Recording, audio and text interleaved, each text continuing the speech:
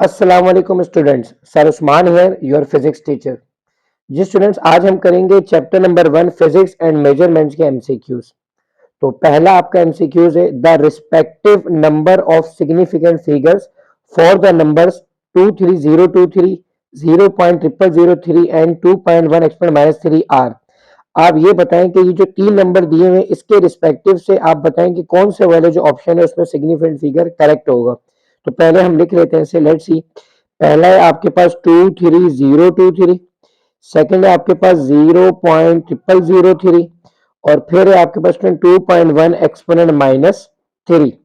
अब इसमें हम देखते हैं तो हमें ये बात पता है कि अगर आपके पास जो नंबर होते हैं 1 से लेकर 9 वो तो सिग्निफिकेंट है। तो आप देखें 1 2 3 4, जीरो अगर किसी सिग्निफिकेंट के बीच में आ जाए तो इट बिकम सिग्निफिकेंट। तो क्या बन जाएगा आपका 1 2 3 4 5।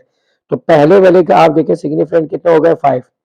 सेकंड पर हम जाते हैं स्टूडेंट्स, तो हमें पता है कि zero is not a significant और अगर डेसिमल आए और जीरो से स्टार्ट हो तब भी वो नहीं होगा। तो यहाँ पर सिर्फ एक होगा तो इट मीन यहाँ पर एक सिग्निफिकेंट है।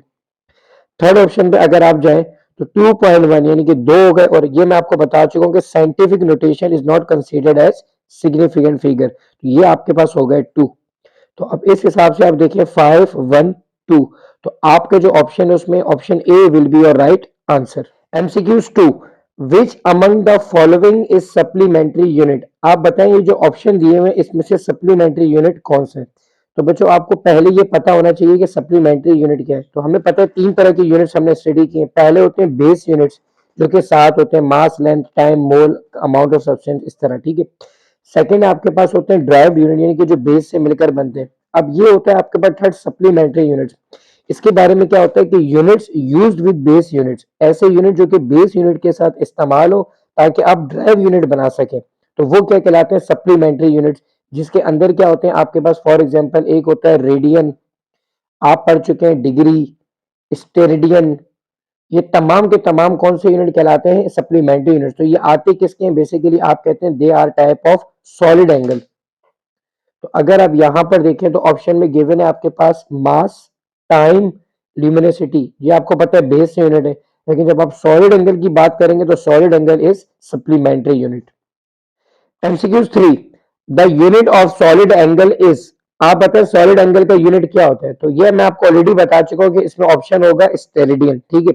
लेकिन अगर हम सॉलिड एंगल को समझना चाहें तो देखिए आप कहते हैं कि अगर कोई भी आपके पास एक स्फेयर है, इस स्फेयर का कोई भी आप इस सरफेस को ले लें, ठीक है। ये स्फेयर की सरफेस आ गई, इसका जो एरिया यहां से लेकर यहां तक स्फेयर की सरफेस का उसको आपने नाम दे दिया डेल ए का। तो आप ये कहते हैं किसी भी स्फेयर के सरफेस का जो सेंटर के ऊपर एंगल बनता है, ये सेंटर पे एंगल, इसको आप ओमेगा से जाहिर कर दें, तो ये जो एंगल कहलाता है इसको आप कहते हैं सॉलिड एंगल। फॉर एग्जांपल अगर मैं आपको बताना चाहूं तो solid angle is equal to, actually क्या होगा आपके पास ये जो एरिया होगा और डिवाइड करेंगे इसके रेडियस से, ये कहलाता है सॉलिड एंगल। सॉलिड एंगल का जो यूनिट है वो क्या है स्टेरेडियन। तो आप देखिए यहाँ पर सेकंड स्टेरेडियन किलोग्राम और कैंडल है, तो steradian will be your right answer. MCQs number 4, random errors can be eliminated bye. आप ये बताएं कि रैंडम एरर आप किस तरह से खत्म कर सकते हैं। तो देखिए मैंने आपको बताया कि रैंडम एरर एक्चुअली क्या होता है कि जो कि किसी भी अननोन रीजन की वजह से होता है, हमें वो रीजन नहीं पता होती कि किस वजह से ये रीडिंग में एरर आ रहा है। तो इसका तरीका क्या होता है स्टूडेंट्स कि आप कोई भी तीन रीडिंग्स लेते हैं और उन तीन रीडिंग की आप एवरेज यानी कि मीन वैल्यू निकाल लेते हैं। तो इस तरीके से आप इस एरर को कम कर सकते हैं, ठीक है। तो इसीलिए हम कहते हैं कि random errors can be eliminated by taking number of observation and there mean. Number of observation shows कि आप कोई सी भी तीन ले लें। तो your option A will be your right answer. MCQs 5, the quantity having the same unit in all system of unit is.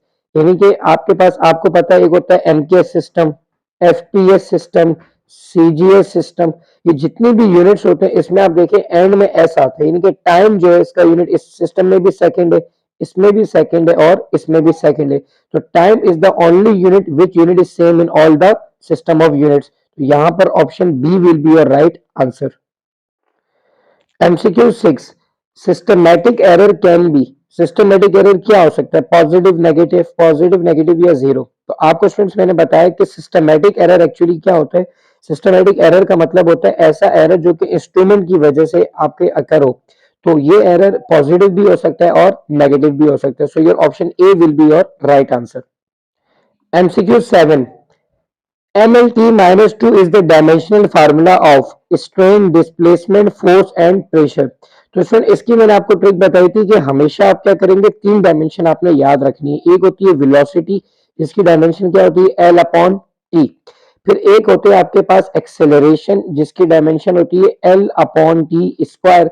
और एक होता है फोर्स, जिसकी डायमेंशन होती है M L upon T square. जैसे कि अगर मैं कहता हूं F is equal to M A, तो m आपको पता है मास है, तो मास की डायमेंशन हो गई m। एक्सेलरेशन की क्या होती है, l अपॉन टी स्क्वायर। तो फाइनली ये क्या बन जाएगा आपके पास, M L T minus two.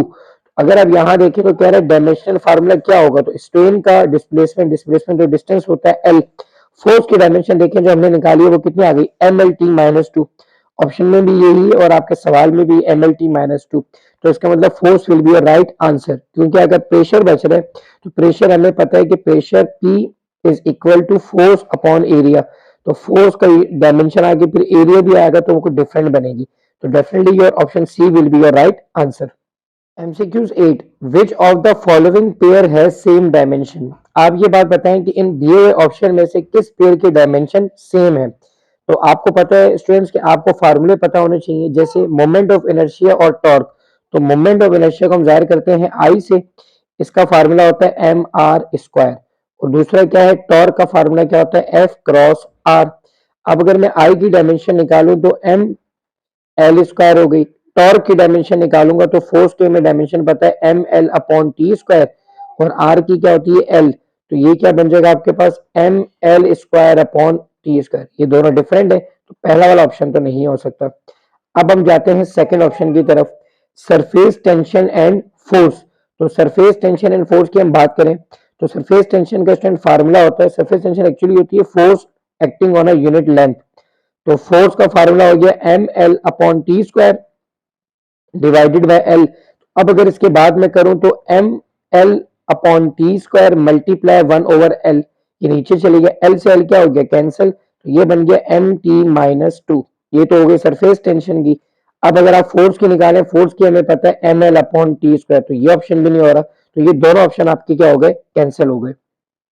Option C को आप देखें, इम्पल्स। इम्पल्स क्या होता है actually, impulse is in which force and time will be multiplied, I is equal to F into T.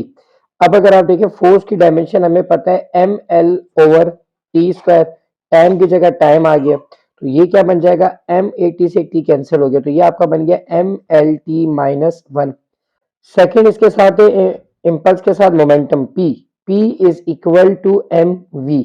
हमें पता है कि मास को हम जाहिर करेंगे कैपिटल एम से, वेलोसिटी हो गई एल ओवर टी।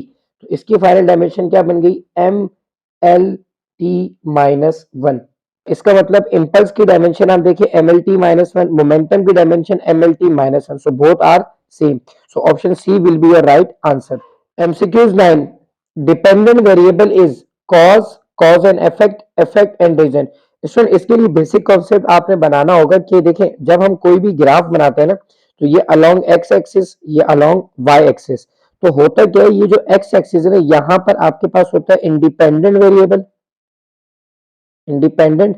और ये जो वाई है यहाँ पर होता है आपके पास डिपेंडेंट। अब इसका मतलब क्या है देखें, अगर मैं कोई भी मैथमेटिकल इक्वेशन लिखता हूँ y is equal to X plus one, ठीक है, x की वैल्यू मैंने रखी स्टूडेंट यहाँ पर वन। तो अब आप देखें y की वैल्यू क्या आ गई आपके पास, टू आ गई। अगर मैं x की वैल्यू यहाँ पर रखता हूँ टू, तो जब आप टू की वैल्यू पुट करेंगे तो यहाँ पर y की वैल्यू क्या आ जाएगी, थ्री। इसका मतलब ये हो रहा है स्टूडेंट कि x की वैल्यू पुट करने पर आपके y का आंसर क्या हो रहा है, चेंज हो रहा है। मतलब x तो इंडिपेंडेंट है लेकिन y क्या हो रहा है, डिपेंडेंट हो रहा है, यानी कि डिपेंड कर रहा है किसके ऊपर, x के ऊपर। तो आप ये कहते हैं कि एक आपके पास इंडिपेंडेंट वेरिएबल है और एक आपके पास कौन सा होता है, डिपेंडेंट वेरिएबल। तो मैं ये भी कह सकता हूँ कि x एक्चुअली यहाँ पर ये जो आपका x है, x क्या है यहाँ पर, कॉज है, वजह है जिसकी वैल्यू आप चेंज कर रहे हैं। और इसका फर्क किसके ऊपर पड़ रहा है, y पर, तो y इसका क्या हो रहा है, इफेक्ट हो रहा है। तो इंडिपेंडेंट वेरिएबल हमेशा कॉज होती है और डिपेंडेंट वेरिएबल हमेशा उसका इफेक्ट होता है। तो ये जो इंडिपेंडेंट है यहां मैंने लिख दिया कॉज, और ये जो डिपेंडेंट है यहां मैंने क्या लिख दिया, इसका इफेक्ट। तो अब आप इस हिसाब से देखें, वो कह रहे हैं डिपेंडेंट वेरिएबल इज, क्या डिपेंडेंट वेरिएबल इफेक्ट होता है, तो option C will be your right answer. Last MCQs, dimension of kinetic energy is same as that of, kinetic energy की डायमेंशन बताएं, इसमें से किस ऑप्शन की सेम है। तो स्टूडेंट मैंने आपको एक बात बताई है कि एनर्जी कोई भी हो, चाहे काइनेटिक एनर्जी हो, सोलर एनर्जी हो, जियोथर्मल हो, वाइंड एनर्जी हो, तमाम एनर्जीज की डायमेंशन क्या रहेंगी, सेम रहेगी। आप देखें यहाँ पे work is a form of energy, तो चाहे काइनेटिक एनर्जी हो या वर्क हो, इन दोनों की डायमेंशन क्या होगी, same. So option C will be a right answer. उम्मीद है स्टूडेंट्स आपको आज के एमसीक्यू समझ में आ गए होंगे। फिर भी अगर किसी के कोई सवाल क्यूरी है तो प्लीज कमेंट बॉक्स में उसे मेंशन कर दें। और वो तमाम स्टूडेंट जिन्होंने अभी तक चैनल सब्सक्राइब नहीं किया, प्लीज चैनल को सब्सक्राइब करें। इंशाल्लाह अगली वीडियो में चैप्टर नंबर 2 के एमसीक्यू सॉल्व करवाऊंगा। तब तक अपना ख्याल रखिएगा। अल्लाह हाफिज।